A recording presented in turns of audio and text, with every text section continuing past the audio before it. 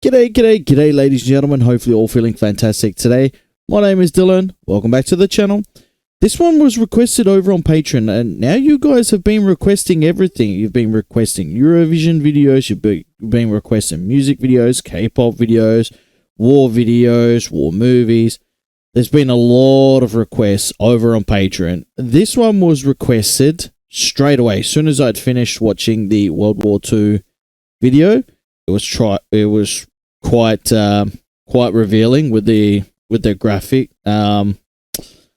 Yeah, that chart was just, I was still talking about it all the rest of the day since I watched it, and yeah, it was just for me it's phenomenal seeing those sorts of things. So I'm intrigued to be seeing this one, ladies and gentlemen. This one is called Why Poland is quietly becoming Europe's next superpower. Let me know in the comment section if you agree about this, ladies and gentlemen. Let me know in the comment section if you do like this video. Drop a big thumbs up and subscribe down below. Don't forget, if you want to request a video for us to go watch, for me to go watch, head over to Patreon. Links will be down in the description down below. Head over there and send me a message. Go to the requested tiers and send me a message right away. All right, let's do this, guys. Hopefully you do enjoy it. Let's get into it. Come on.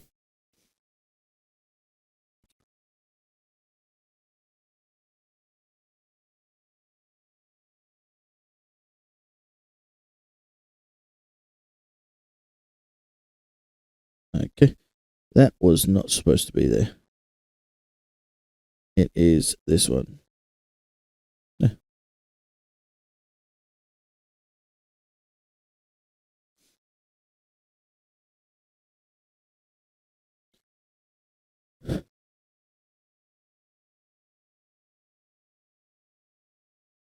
A grey, poor, post-communist country with nothing to offer but cheap, unqualified labor. But this stereotype is no longer true, and Poland of today looks more like this.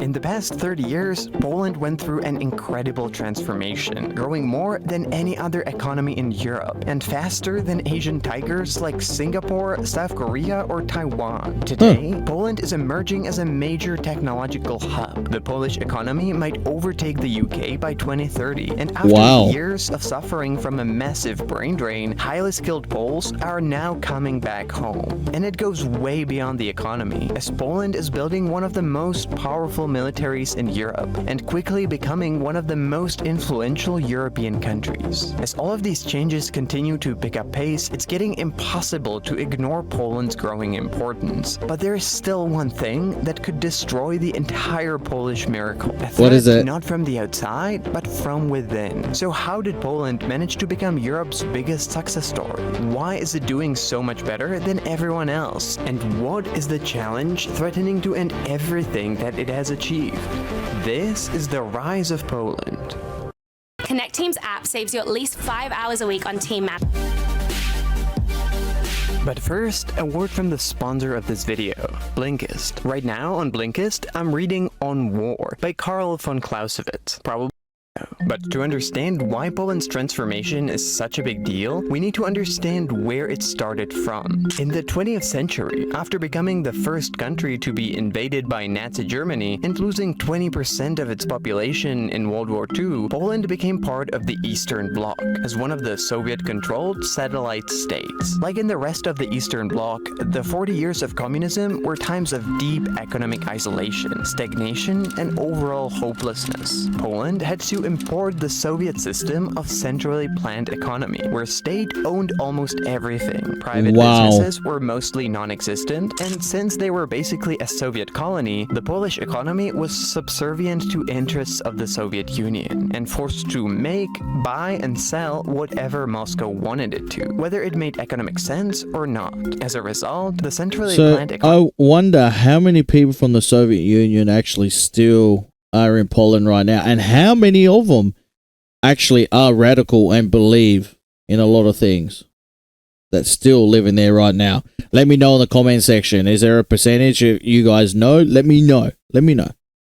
economy was deeply dysfunctional and mismanaged, crippled by constant shortages of basic goods and lack of resources. When the communist regimes of Eastern Europe finally fell in 1989 and Poland became free and independent, it emerged from behind the Iron Curtain as one of the poorest countries in Europe, with highly dysfunctional infrastructure and public services, and with basically no experience with capitalism and participating in a global economy. The average salary was 10 times lower than in Germany, and the country was struggling with hyperinflation. In other words, it wasn't a country you 10 times lower than Germany. That is shocking. That is absolutely shocking. would bet on to become a major success. But skip 30 years ahead into the future, and that's exactly what happened. So, how did Poland do it? From 1992, Poland managed to grow consecutively for almost 3 decades, achieving the longest period of growth in modern European history. Now, not many countries are able to do that, and the reason is that usually when they find a successful strategy, they tend to stick to it long after it stops working. But Poland, so far, managed to find a different growth strategy for each of the 3 decades, which allowed it to grow so fast for so long. Starting in the early 1990s, its main challenge, like in every other post-communist country, was how to transition from a centralized, state-owned economy to a capitalist one. In most countries, these transitional reforms were in one way or another quite problematic. Either they took too long or they became pretty corrupt, and much of the state wealth was transferred into hands of a few wealthy oligarchs who got rich because of their political connections. Poland, on the other hand, managed this transition arguably better than others. It transitioned to capitalism quickly, but privatized most of the state-owned companies slowly, and a few years later than most of its neighbors, after the chaos calmed down, and after it became a little bit harder to steal everything. Thanks to that, it became pretty much the only post-communist country without an economy dominated by oligarchs, and without an economic crash in the 1990s. But despite the good start in the early 2000s, this wasn't enough anymore in order to grow, and so the next phase was about globalization. In 2004, Poland joined the European Union and the open European market with a free movement of goods and services. Without any barriers between Poland and the rest of Europe, it made sense for Western European companies to move their manufacturing over to Poland, where they had a large and a very cheap pool of workers at their disposal. And while these companies kept most of the profit, Poland got enough out of it to keep growing at a pretty fast pace. And joining the EU brought another major benefit, since one of its key principles is redistribution of money from wealthier member states to the less developed ones, in order to balance the wealth disparity across the Union. After joining, the Eastern European states started to receive a lot of money, and Poland managed to use them to build and improve everything from roads to universities. And again, in a lot more efficient way than in many other Eastern European countries. But that can still only take you as far, and many countries following a similar trajectory eventually fall into the so-called middle-income trap. If your economy is based on providing cheap labor for foreign companies, you can only grow to a certain level. And if you can't offer anything else apart from that, and you don't have any major companies of your own, you're stuck. But so far, Poland seems to be avoiding that. 15 years ago, foreign companies were coming in to hire low-skilled and low-paid workers for menial labor. But today, they're coming because Poland has one of the largest pools of engineering talent in Europe. Wow. And instead of warehouses and basic factories, companies like Google are opening research and development hubs. Now, that said, Poland is still relatively poor, at least compared with most of Western Europe. But the growth so far has been impressive and unusually inclusive. Average wages in the country massively increased, while inequality remained low. And so it's not a growth that would only exist on paper or only help select few, but it actually trickled down to the rest of the society. And there's one more area outside of economic growth where Poland has been getting a lot of attention lately, and that's its Your business is crushing it. But unprecedented military buildup. Historically, Poland has some good reasons to be a little paranoid. Stuck between Germany and Russia, it has been invaded, partitioned, colonized, and stripped of its independence time and time again. And even though today it's in NATO, this historical memory... That's just like the... out of all the places you've been placed in between... That's crazy. Just think about where they're placed, man. That's just... that's so unlucky.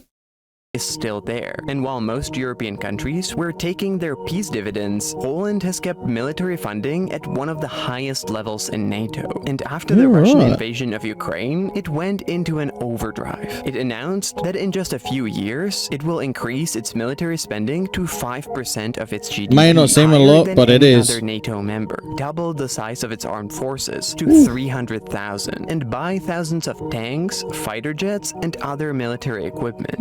And before the end of the decade, Poland plans to have the most powerful ground forces in Europe, in what would be one of the most ambitious military buildups in modern European history. Now, that being said, what Poland has achieved so far is impressive, and what it plans to achieve even more so. But it's yet to be seen if all that will actually happen. Despite its successes, there are some significant risks that could kill the entire Polish miracle, and not everyone is so bullish on Poland's future. For a long time, demography has been considered the #1 threat, as around 500,000 people have left the country in the last 30 years. But now it looks like Poland managed to reverse this trend. In recent years, it has seen a reverse brain drain, as Poles and people with Polish heritage living abroad have started coming back to the country. Home, and since the country took in over 1.5 million Ukrainian refugees, the demographic trends are looking much better. And so there are really two major risks. First, while the growth has been impressive, Poland has not actually avoided the middle-income trap completely. So far, it's still massively reliant on foreign investments, and although tech centers are being opened in Warsaw, they are set up by foreign companies rather than by Polish ones. And while that brings jobs and growth, once again, there is a limit to how high you can grow, since most of the profits will always end up leaving the country in the end. In order to break into the big leagues, you need your own domestic giants in sectors with high added value, and Poland doesn't have that, or at least not yet. But the far bigger risk is of a completely different nature, and it concerns a part of the Polish story that we haven't touched on yet. The thing is that Poland is a deeply, deeply divided country, so much that we can almost talk about two different Polands, one liberal and progressive, and the other deeply conservative and religious. Like in the US, the two Polands are finding it increasingly difficult to coexist together, and surveys show that both sides are highly suspicious of each other, intolerant to opposing views, and increasingly refusing to compromise. And for years, the current conservative government has been criticized by the liberal opposition for supposedly bending the rules in order to stay in power, and it has had a growing beef with the European Union. That's not different from everywhere else. Off from EU funds as a punishment for not upholding the rule of law. And the thing is that whatever side you cheer for, the end result is bad for both, and for Poland in general. The country needs both parts of the population to coexist and work together, and it needs the EU if it wants to be truly successful. And if it doesn't manage to do that, the Polish miracle will be over soon, before it has really started.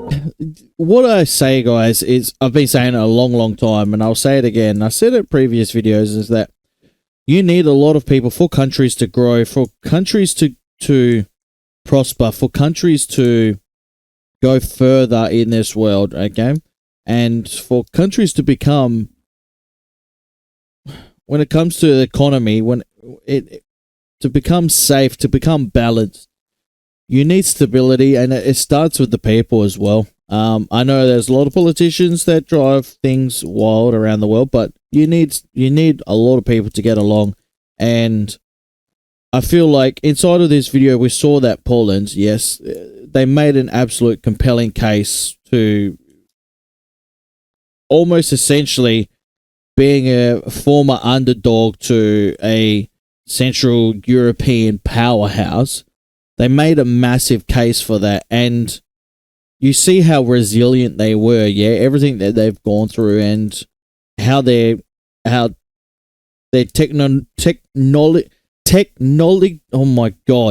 technological growth has been massive.